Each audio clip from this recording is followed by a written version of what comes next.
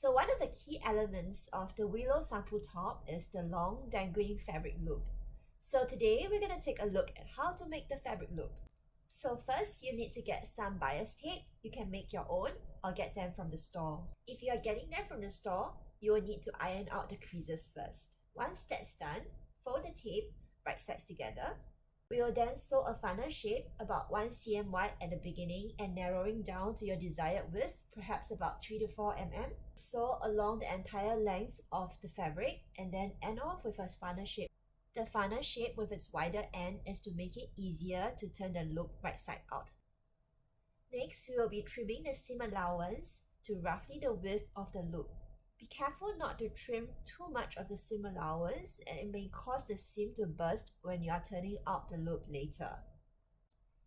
It's also good to have a bit of bulk at the seam allowance to give the loop a fuller look when we turn the right side out. After trimming the seam allowance, we will take a piece of thread. This thread should ideally be longer than the fabric loop you are making, and choose a thicker thread so that it doesn't break when we pull it through the fabric loop. Okay, then you will need to secure the thread to the fold at one end of the loop.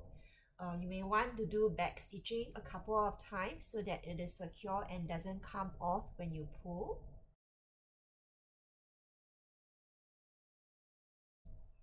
To prevent the thread from coming off from the needle, you might want to tie a knot near the eye of the needle.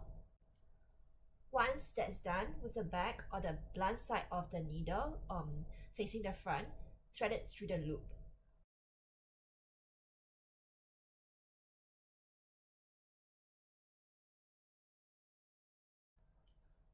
Once the needle has passed through the hole, tug on the thread gently and slowly to pull the fabric from the front end through the hole so that the loop will be turned right side out.